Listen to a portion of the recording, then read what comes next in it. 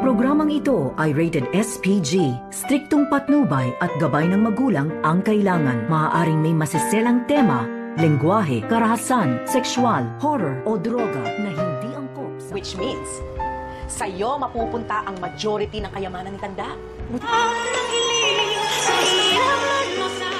Narito na nga ang ating pagkaabangan ngayong Martes sa Abot Kamay na Pangarap. Nagkakagulatan na nga dito sa sinabi ni Eric na buhay nga itong anak ni Giselle at ito na nga si Justin. At dahil dito, gusto naman na makabawi ni Giselle dito kay Justin. Kaya nag-set up ito ng lunchtime upang makasama sana itong kanyang anak. Subalit, ang sumipot nga ng pagkikita sana nilang dalawa ay itong si Eric na dating ex-boyfriend dito ni Giselle na siya naman ang ama dito ni Justin. At tinanong ni Giselle itong si Eric na kung bakit siya ang naparito na saan daw itong kanyang anak. At ang sagot naman dito ni Eric sa kanya ay ayaw daw makipagkita o makipag-usap ni Justin dito sa kanyang ina na si Giselle. Dahil galit pa rin dito ang kanyang anak dahil sa ginawa nito ni Giselle na pinaampon at ipinamigay. Samantala, gusto naman na malaman ni Giselle kung paano nangyari iyon. At dito naman na ikinukwento dito ni Eric sa kanya kung paano natunton ni Don Pepe dito sa US itong si Eric at itong apo nito na si Justin. At dahil dito, nagpagawa pala agad ng DNA test itong si Don Pepe noon upang papatunayan na apo niya nga talaga itong si Justin. At nagiging positive naman ang nagiging resulta. At dito nga naniyakap ni Justin ang kanyang lolo at pinakiusapan ni Don Pepe noon itong si Justin na sana mapatawad daw niya itong kanyang ina na si Giselle. At ang tanging sabi naman ni Justin sa kanyang lolo, kung ipipilit niya ay baka pati siya ay kakalimutan na rin ni Justin. Samantala, hindi pa rin tumitigil itong si Giselle hanggang hindi niya makakausap itong kanyang anak at makabawi siya rito.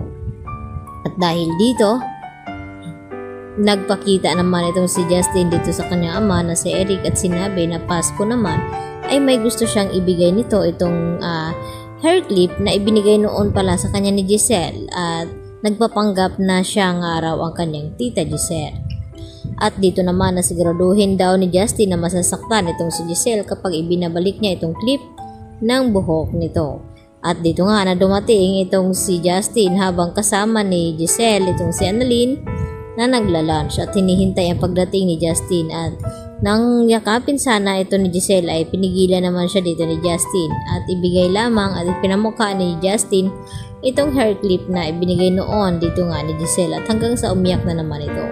Samantala, nakakarating na rin dito kina Moira at Zoe ang tungkol sa anak ni Giselle na buhay pa nga ito. At kampante naman na sinabi ni Moira sa kanyang anak na si Zoe na sigurado daw sila na hindi ito nakilala ni Don Pepe. At hindi naman siguro ito pamamanahan daw.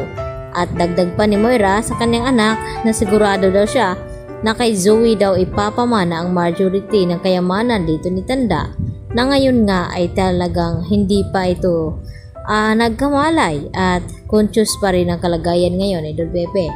At wala naman silang kaalam-alam na palaban nga itong si Justin at hindi siya makakapayag na hindi sa kanya mapupunta ang kayamanan ng kanyang lolo at lalong-lalo na sa kanyang ina na si Giselle. Lalo pat siya ang unang apo at siya dapat ang tagapagmana ng Apex Hospital. Kaya magkakaroon na naman ang kahati at magiging mainit ang labanan dito kay na Justin at Zoe dahil hindi nga magpapatalo itong si Justin dito kina Moira at Zoe. Lalo pat alam ni Justin ang tunay na ugali ni Zoe na kung papaano ito umasta bilang anak ni RJ, subalit ay hindi nga siya ang tunay na anak dito.